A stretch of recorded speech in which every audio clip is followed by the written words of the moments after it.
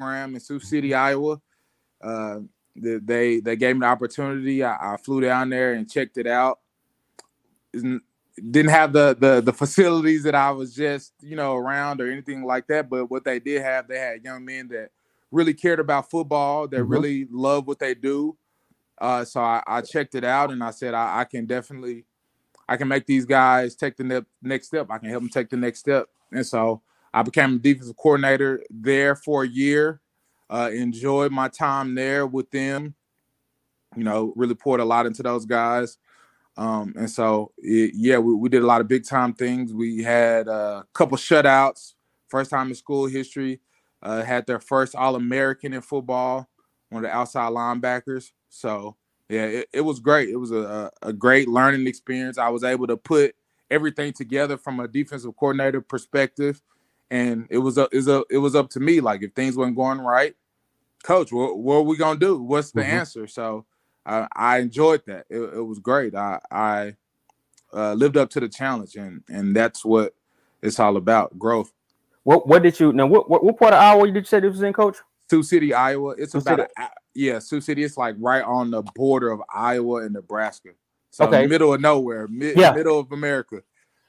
How did you go about learning as a defensive coordinator at that time? I'm a young guy. What was your ways of learning at that particular time? Well, I had, learned through my experiences at, University of Washington. So I took really detailed notes while I was there. Good stuff. I wrote everything down. I know Coach Chris Peterson, he put it into our brains, like writing things down crystallizes your thinking. And so, you're able to retain a lot more when you write things down. So I would date everything that I would do, everything we were talking about, I would write it down. So when I was running the show myself, I could always go back to those notes. Okay, how did we install this? What was the progression of that install? Why are we installing this? What's giving us issues? What are the answers to those issues? And so that helped train me from a schematic standpoint of, okay, what defense am I running? What are teams going to try to do to attack it? Now, what are my answers that I have if they're doing X, Y, and Z? And it allowed me to be able to think, further and further ahead. So, again, my experience that I had before had already prepped me because I was in the moment. I asked the right questions.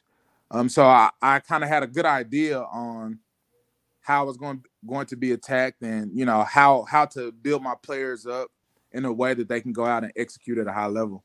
Let me ask you this, Coach, because you was around Coach Peterson, who was a really good Hall of Fame type coach. Give me some nuggets that Coach may have given you. For one, writing things down crystallizes your thinking.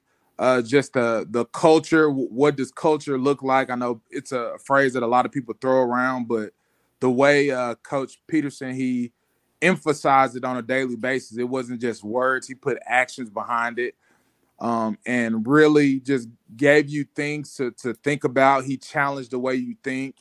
And he always had a book that he recommended to help you grow, and just really there's little nuggets that he'll give you no matter where you're at to help you take that next step in your development. He was really great at growing people around him so that they can be the best version of themselves. So ultimately, if everybody's growing, everybody's getting better, the product is going to speak for itself. So he really, showed me how to cultivate the student athletes and really help them take those next steps while he poured into us as coaches. That's really good. That's really good because I think that, there was kind of a saying, leaders create other leaders, not followers. So I think that's very powerful. So you run the show down there in Iowa for a little bit. Defense coordinator, walk me through that next step when you leave there. Yep. So then from there, I ended up going to Pittsburgh State. Okay, now. Which is the all-time winningest Division II program. Unbelievable facilities. Just